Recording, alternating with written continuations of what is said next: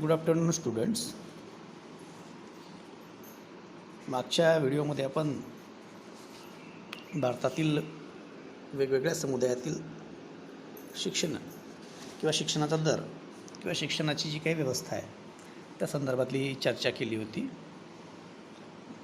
या व्हिडिओमध्ये आपण भारतातल्या वेगवेगळ्या समुदायांमध्ये शिक्षणाची स्थिती कशा प्रकारची आहे या संदर्भातली थोडक्यात चर्चा करणार आहोत.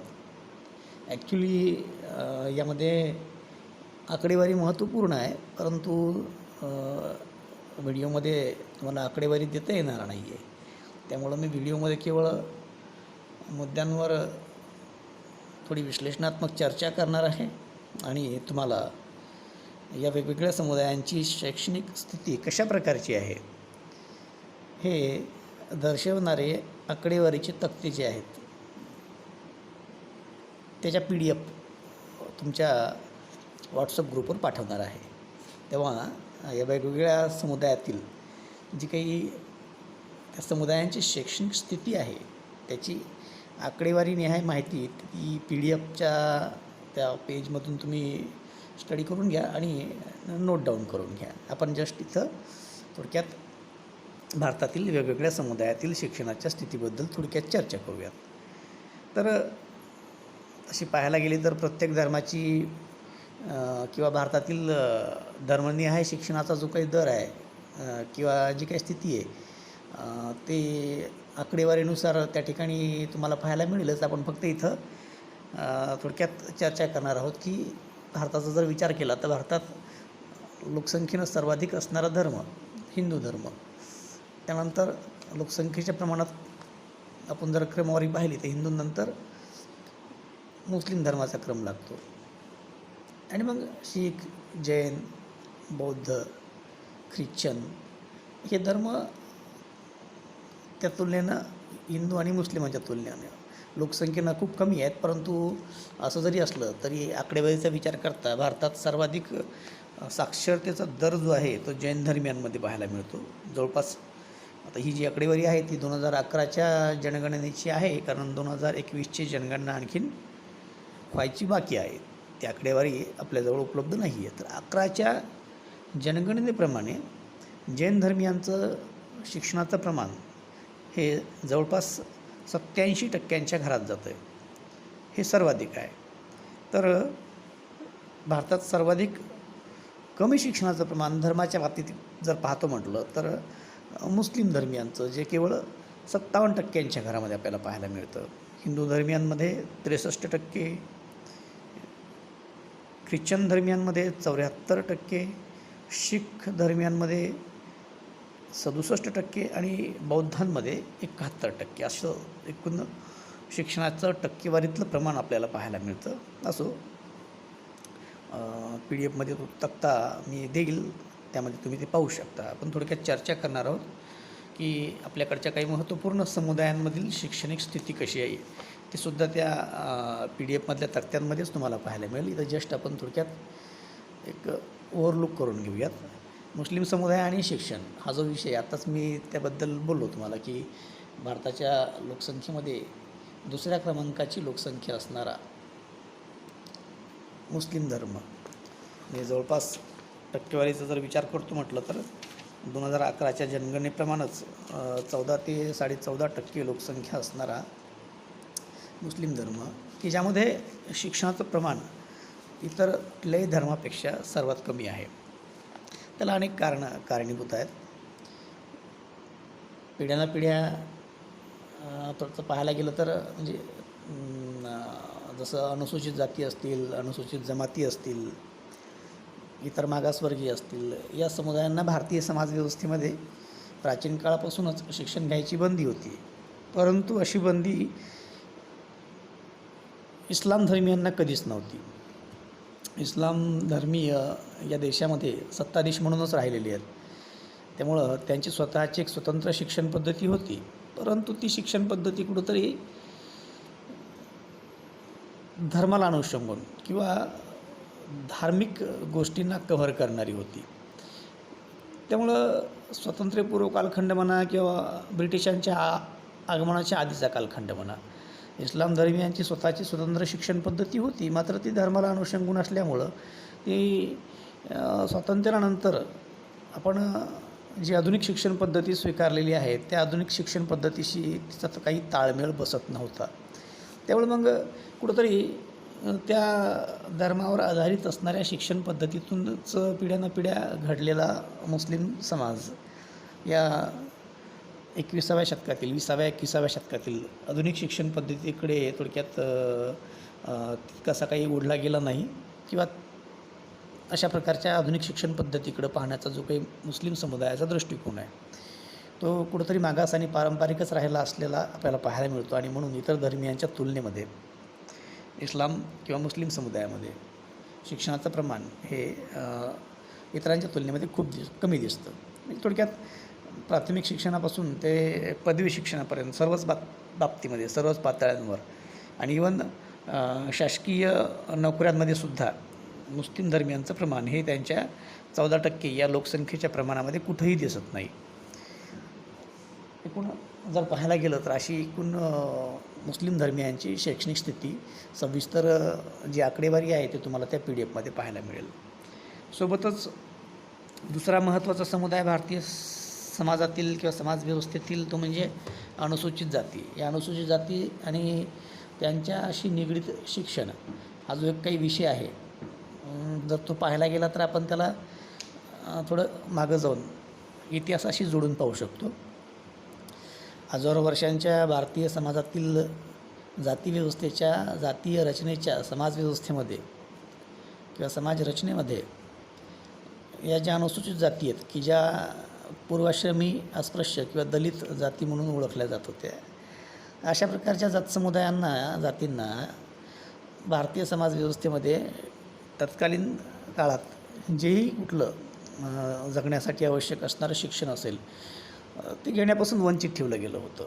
म्हणजे शिक्षण हा एक अधिकार जो आहे तो लिमिटेड केला गेला होता, मर्यादित केला गेला होता. ब्राह्मण, क्षत्रिय, वैश्य, शूद्र अशी जी एक वर्णव्यवस्था होती त्या वर्णव्यवस्थेमध्ये अस्पृश्य कुठंच येत नव्हतं. तो अवर्ण म्हणून 5व्या वर्णात त्या ठिकाणी त्यांना समाविष्ट केलं गेलं होतं आणि त्यांना सगळ्या प्रकारच्या सुविधा सोबतच शिक्षणापासून सुद्धा त्या ठिकाणी वंचित केलं गेलं होतं. त्यामुळं हजारो वर्षांच्या कालखंडात हा समुदाय शिक्षण या विषयापासून दूरच राहिला.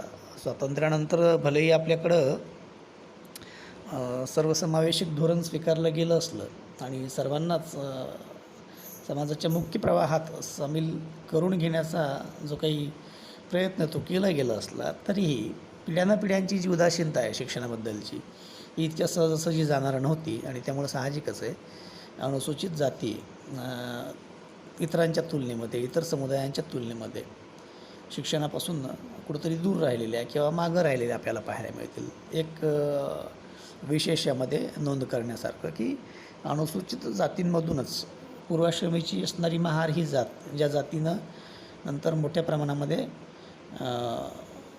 धर्मांतर करून बौद्ध या धर्मात प्रवेश केला. जर आपण शिक्षणाच्या बाबतीमध्ये तुलना केली तर मात्र बौद्ध धर्मियांचं प्रमाण हे इतर अनुसूचित जातीच काय तर भारतातल्या इतर समुदायांपेक्षाही जास्त पाहायला मिळतं. त्या अर्थानं जर पाहिलं तर अनुसूचित जातींमधल्या पूर्वाश्रमीच्या महार किंवा बौद्ध अशा प्रकारच्या समुदायाला जर वगळलं तर उर्वरित अनुसूचित जाती ज्या आहेत इतर जाती अनुसूचित जातीमधल्या SC मधल्या त्यांच्यामध्ये मात्र शिक्षणाचं प्रमाण हे खूप कमी आणि दयनीय अशी ती स्थिती दिसते आपल्याला. ते सुद्धा आकडेवारीच्या स्वरूपात तुम्हाला मी पाठवलेल्या PDF मध्ये पाहायला मिळेलच. अनुसूचित जातींबरोबरच आपल्याकडं तितकाच महत्त्वपूर्ण आणि मागास राहिलेला दुसरा एक समुदाय जो ओळखला जातो म्हणजे अनुसूचित जमाती ST ट्रायबल्स किंवा आदिवासी वन्य जमाती कुठल्याही अनुषंगानं आपण तो उल्लेख करू शकतो. तर या ज्या अनुसूचित जमाती आहेत यांच्याही बाबतीमध्ये अनुसूचित जातीच्या अनुषंगानं थोड्याफार फरकानं अशाच प्रकारचा इतिहास आपल्याला पाहायला मिळतो. अति दुर्गम भागात जिथं कुठल्याही प्रकारच्या सुविधा नाही आहेत अशा प्रकारच्या भागात राहणारा जंगल आणि दऱ्याखोऱ्यांमधून राहणारा हा समुदाय खूप इंटिरियर आणि आतल्या भागात राहणारा हा समुदाय समाजाच्या मुख्य प्रवाहात स्वातंत्र्याच्या पूर्वाश्रमीपर्यंत हा समाजाच्या मुख्य प्रवाहात आलेलाच नव्हता. स्वातंत्र्यानंतर आपली धोरणं बदललेली आहेत, आपण चर्चा केलीच ती अशी की सर्वांना समाजाच्या मुख्य प्रवाहात सामील करून घ्यायचं आहे. परंतु असं असलं तरी अजूनही इतर कुठल्याही समुदायांच्या तुलनेमध्ये सर्वात मागं राहिलेला जर कोणता समुदाय असेल तर तो म्हणजे अनुसूचित जमाती. कारण अजूनही हा समाज पूर्णपणे त्या अतिदुर्गम भागातून बाहेर निघू शकलेला नाही आहे. समाजाच्या मुख्य प्रवाहात येणं तर खूप दूर, खूप साऱ्या सवलती अनुसूचित जातीच्या पुढच्या पिढ्यांना म्हणा, नवतरुणांना म्हणा, शिक्षण म्हणा, नोकऱ्यांमध्ये म्हणा किंवा व्यवसायासाठी म्हणा उपलब्ध करून दिलेले आहेत. उद्देश हाच की हे समुदाय किंवा हे अनुसूचित जमातीचे लोक त्या सवलतींचा फायदा घेऊन मोठ्या प्रमाणामध्ये समाजाच्या मुख्य प्रवाहात येतील. परंतु असं जरी असलं तरी अंमलबजावणीच्या पातळीवर मात्र बऱ्यापैकी उदासीनता दिसून येते आणि त्यामुळंच या सुविधांचा, या सवलतींचा म्हणावा तेवढा फायदा या अनुसूचित जमातींनी अजूनही घेतलेला नाही आहे किंवा त्या घेऊ शकलेल्या नाही आहेत असं म्हणायला काही हरकत नाही. त्यातलाच एक मुद्दा म्हणजे शिक्षणाचा. खूप इंटिरियर असल्यामुळं, खूप दूरवरच्या आणि आतल्या भागात राहत असल्यामुळं शिक्षण या समुदायापर्यंत कधी पोहोचू शकलं नाही. तेही कधी शिक्षणासाठी म्हणून बाहेर पडू शकलेले नाही. त्याला अनेक गोष्टी कारणीभूत आहेत. त्यांची आर्थिक स्थिती असेल, हा मुद्दा तर अनुसूचित जातींनासुद्धा लागू होत होता की तिथंसुद्धा शिक्षणापासून ते वंचित राहण्याचं एक महत्त्वाचं कारण त्यांची आर्थिक स्थिती होती. तीच गोष्ट अनुसूचित जमातींनाही लागू पडते की शिक्षणापासून वंचित राहण्याचं एक महत्त्वाचं कारण आर्थिक स्थिती अत्यंत दयनीय असल्यामुळं ज्या लोकांसमोर 2 वेळेच्या जेवणाचाच प्रश्न गंभीर आहे त्यांना बाकीच्या इतर गोष्टींबद्दल किंवा इतर गोष्टींचा विचार करायला वेळ तरी मिळेल काय. आणि म्हणूनच आदिवासींमध्ये शिक्षणाबद्दल म्हणजे आधुनिक समाजातल्या आता जंगलात राहत असताना तिथं जगण्याचं जे ज्ञान आवश्यक आहे तिथं ते पिढ्यानपिढ्या मिळवतच गेलेले आहेत. पण ते केवळ प्राथमिक जंगलात राहून प्राथमिक गरजा पूर्ण करण्यापुरतं किंवा तेवढ्यापुरतं ते ज्ञान. त्यामुळं ते काही समाजाच्या मुख्य प्रवाहात त्या ज्ञानाच्या आधारे भरोशावर येऊ शकणं शक्य नव्हतं. त्यामुळे आधुनिक शिक्षणाच्या प्रवाहात त्यांना सामील करून घेणं अत्यंत गरजेचं जरी असलं तरीही त्यांच्या आर्थिक स्थितीचा मुद्दा आलाच. पण त्या व्यतिरिक्त ते खूप इंटिरियर आणि दुर्गम भागात राहत असल्यामुळं ते या शिक्षण नावाच्या व्यवस्थेपासून दूर राहिलेले आपल्याला पाहायला मिळतात. इतक्या आत राहत असल्यामुळं किंवा इतके इंटिरियर राहत असल्यामुळं आधुनिक शिक्षण पद्धतीसुद्धा त्यांच्याजवळ पोहोचू शकली नाही. आणि जरी पोहोचू शकली तरी मोठा प्रश्न होता भाषेचा. कारण पिढ्यानपिढ्या आदिवासी जे जंगलात राहत आलेले त्यांनी स्वतःची स्वतंत्र वेगवेगळी अशी भाषा त्या ठिकाणी निर्माण केलेली आहे. आणि ती जी भाषा आहे त्या भाषेचा आणि आपल्या आधुनिक शिक्षण पद्धतीचा कुठेच ताळमेळ बसत नाही. हे मुद्दे आपण नंतर पाहणारच आहोत समस्यांमध्ये. इथे इतकंच लक्षात घेऊयात की अनुसूचित जमाती आणि अनुसूचित जाती या शिक्षणाच्या प्रवाहात अजूनही पाहिजे त्या प्रमाणामध्ये पोहोचू शकलेलं नाही आहेत किंवा येऊ शकलेलं नाही आहेत. याबरोबरच अजून एक देशातला लोकसंख्येनं सर्वात मोठा असणारा वर्ग समुदाय म्हणजे OBC इतर मागासवर्ग. हा जो इतर मागासवर्ग नावाचा समुदाय यांनाही हाच मुद्दा इतिहासातला लागू पडतो की या समुदायालासुद्धा आधुनिक शिक्षण पद्धतीशी कुठंतरी जोडून घेतलं गेलं नव्हतं. हे समुदाय जे होते किंवा या ज्या जाती होत्या ते गाव पातळीवर छोटे मोठे व्यवसाय करणारे समुदाय. आपल्याकडच्या सिस्टीममध्ये लुतेदार आणि बलुतेदार अशा प्रकारची एक व्यवस्था पाहायला मिळायची. हे लुतेदार बलुतेदार हेच इतर मागासवर्ग किंवा OBC किंवा पूर्वाश्रमीचे शूद्र म्हणून ओळखले गेलेले.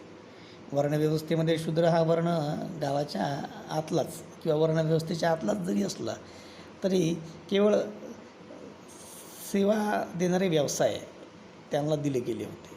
त्या व्यवसायातून कुठल्याही प्रकारे आर्थिक उन्नती साध्य होणं शक्य नव्हतं. आणि शिक्षणामध्ये एक शक्ती जी असते उन्नतीची, प्रगतीची, त्यापासूनसुद्धा त्या समुदायांना वंचित ठेवलं गेलं होतं.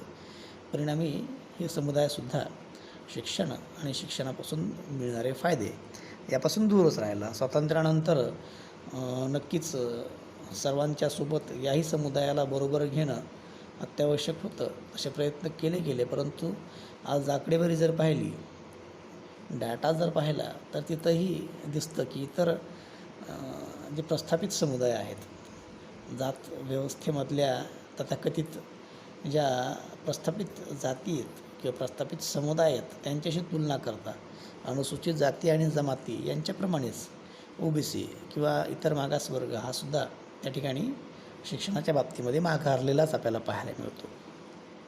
तर थोडक्यात ही केवळ एक ओव्हरलुक अशी चर्चा आहे. हा मुद्दा थोडा टेक्निकल मुद्दा आणि स्टॅटिस्टिकल मुद्दा असल्यामुळं यावर आपण थोडक्यात चर्चा केलेली आहे. या सर्वच समुदायांमध्ये शिक्षणाची जी स्थिती आहे ती नेमकी कशी आहे, ही आकडेवारीच्या माध्यमातूनच आपल्याला आणखीन चांगल्या पद्धतीनं लक्षात येऊ शकतं. आणि त्यासाठी मी आता या व्हिडिओच्या सोबतच तुम्हाला PDF पाठवतो आहे. त्या PDFमधूनच तुम्ही त्या वेगवेगळ्या समुदायांमधली जी काही शैक्षणिक स्थिती आहे, जी आकडेवारी आहे, जो दर आहे, तो समजून घ्या आणि नोट डाऊन करून घ्या.